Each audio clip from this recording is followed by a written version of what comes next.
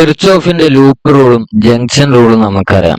So ഈ ക്വസ്റ്റ്യനിൽ കാണുന്ന 1 ഓം റെസിസ്റ്ററിലുള്ള കറണ്ട് കാണാനാണ് ഈ ക്വസ്റ്റ്യനിൽ പറയുന്നത്. അതാണ് നമ്മൾ ഈ വീഡിയോയിൽ സോൾവ് ചെയ്യാൻ പോകുന്നത്. സോ നമ്മൾ ഇവിടെ രണ്ട് ലൂപ്പ് കാണുന്നുണ്ട് അല്ലേ? ഒരു ലൂപ്പ് ഇതും രണ്ടാമത്തെ ലൂപ്പ് ഇതും. ഞാനൊന്ന് കളർ മാറ്റാണ്. അപ്പൊ ഒന്നാമത്തെ ലൂപ്പ് ഇതും രണ്ടാമത്തെ ലൂപ്പ് ഇതും. സോ ഇവിടെ കാണുന്ന BEFCB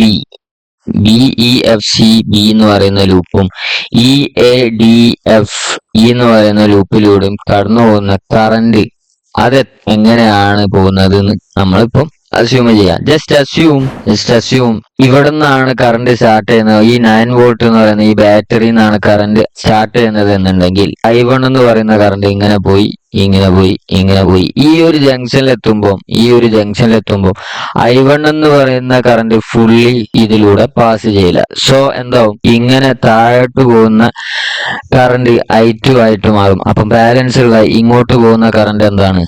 I1 എന്ന് I2 മൈനസ് ചെയ്തതായിരിക്കും. അങ്ങനെ ഇങ്ങനെ പോയി ഇവിടൊക്കെ I1 തന്നെ ആയിരിക്കും. സോ ഇതായിരിക്കും കറണ്ടിന്റെ ആ ഒരു flow. So I1 minus I2 ഈ കറണ്ട് ഒക്കെ ഇങ്ങനെയാണ് പോകുന്നത്. സോ EFCBE എന്ന് പറയുന്ന ലൂപ്പിൽ, ഈ രണ്ടാമത്തെ ലൂപ്പിൽ കറണ്ട് നമ്മൾ കാണാൻ പോകുന്നതാണ്. സോ ഇവിടെ നിന്ന് ഇങ്ങനെ സ്റ്റാർട്ട് ചെയ്യുമ്പോൾ I2 എന്ന് പറയുന്ന കറണ്ടിന്റെ കൂടെയുള്ള റെസിസ്റ്റർ 1 പ്ലസ് I1 എന്ന് പറയുന്ന കറണ്ടിന്റെ കൂടെ ഉള്ള റെസിസ്റ്റർ 3 ഇങ്ങനെ പോയി വീണ്ടും I1 എന്ന് പറയുന്ന കറണ്ടിന്റെ കൂടെ 2 ഈക്വൽ ടു എന്താണ്? ഈ EMF എത്രയാ? 9. ഇത് നമ്മൾ സോൾവ് ചെയ്യാണ്. 3I1 ഉം 2I1 ഉം 5I1 plus I2 equal to 9. ഇതിനെ ഇക്വേഷൻ നമ്പർ 1 ആയിട്ട് നമ്മൾ കൺസിഡർ ചെയ്യാം. അതേപോലെ ഇനി എന്താണ്?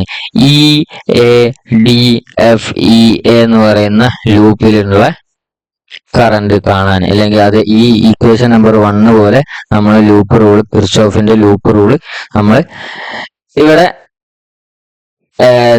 അപ്ലൈ ചെയ്യാൻ പോവാണ്. അതായത് EADFE എന്ന് പറയുന്ന ലൂപ്പ് ഇവിടെ എന്താണ്? ഇങ്ങനെ പോയി I1 മൈനസ് I2 ഏത് കറണ്ടാണ്? ഏത് റെസിസ്റ്റൻസ് ആണ്? 3 ഇൻറ്റു I1 മൈനസ് I2 ഇങ്ങനെ പോയി ഇവിടെ നോക്കുമ്പോൾ I2 എന്ന് പറയുന്ന കറണ്ട് എന്താണ്? ഓപ്പോസിറ്റ് ഡയറക്ഷനിൽ വരുന്നുണ്ട് വിത്ത് 1 ഓം റെസിസ്റ്റർ. സോ എന്ത് ചെയ്യും? നെഗറ്റീവ് I2 ഈക്വൽ ടു ഏതെങ്കിലും EMF ഉണ്ട് എവിടെ? ഈ ലൂപ്പിൽ 6 വോൾട്ട് ആണ് EMF ഉള്ളത്. സോ ഇനി എന്താക്കുക? ഇതൊക്കെ സോൾവ് ചെയ്യുക. 3I1 minus 3I2 minus I2 equal to 6. 3I1 ഒന്നും ചെയ്യണ്ട. 3I1 minus 3I2 minus 3I2 എന്ന് പറയുന്നത് മൈനസ് 4I2 ഈക്വൽ ടു 6. ഇതിന് ഇക്വേഷൻ നമ്പർ 2 ആയിട്ട് നമ്മൾ കൺസിഡർ ചെയ്യുക. ഫ്രം 1 and 2 ഈ രണ്ട് ഇക്വേഷൻ ഒന്ന് അടുത്തടുത്ത് എഴുതുമ്പോൾ എന്തെങ്കിലുമൊക്കെ കിട്ടും. ആ കിട്ടുന്നത് ആണ് നമ്മുടെ കറണ്ട്. നമ്മളിപ്പം തൽക്കാലത്തേക്ക് ആദ്യത്തെ ഇക്വേഷൻ എന്ത് ചെയ്യണം? 5I1 plus I2 equal to 9. ഇതായിരുന്നു ഫസ്റ്റ് ഇക്വേഷൻ. രണ്ടാമത്തെ equation 3I1 minus 4I2 equal to 6. ഈ രണ്ട് ഇക്വേഷനിലും ഏതെങ്കിലും ഒരു വേരിയബിൾ നമ്മൾ എന്ത് ചെയ്യുക? സെയിം ആക്കുക എന്ന് പറയുമ്പോൾ അത് കട്ട് ചെയ്ത് പോകാനും വേണ്ടിയിട്ട് നമ്മൾ സെയിം ആക്കുക. അപ്പം ഞാനിവിടെ ചൂസ് ചെയ്യുന്നത് ഇവിടെ 4 ആക്കാനാണ് ഞാൻ ഇവിടെ ചൂസ് ചെയ്യുന്നത്. അതുകൊണ്ട് എന്താക്കുക? ഇക്വേഷൻ 1നെ 4 കൊണ്ട് മൾട്ടിപ്ലൈ ചെയ്യുക. അപ്പൊ എന്താവും? 5 into 4 20I1 plus 4I2 equal to 9 4s are 36. Equation 1 ഇങ്ങനെ ആയിട്ട് മാറും. അതായത് ഈ ഇക്വേഷൻ സോൾവ് ചെയ്യുക. അത് ഞാനിപ്പോ ചെയ്യാനുള്ള കാരണം ചിലവർക്ക് അത് മനസ്സിലായില്ല, എങ്ങനെ വന്നു എന്നുള്ളത് ഇനി തിരയണ്ട എന്ന് വിചാരിച്ചിട്ടാണ്. സോ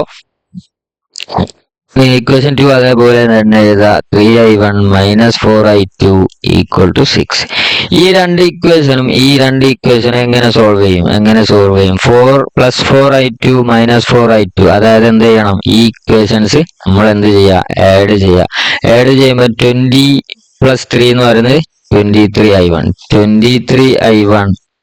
23i1 ഈക്വൽ ടു 42 അപ്പം i1 എന്ന് പറയുന്ന കറണ്ട് എന്താണ് 42/23. ഇതായിരിക്കും ആൻസർ.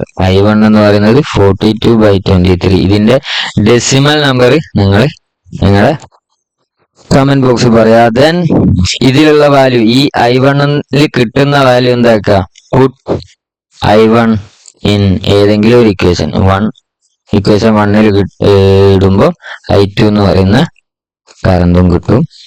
ഈ രണ്ട് കറണ്ടിന്റെ വാല്യൂ നിങ്ങൾ ഓപ്ഷനിൽ പറയാ, കമന്റിൽ പറയാ. Okay, so by.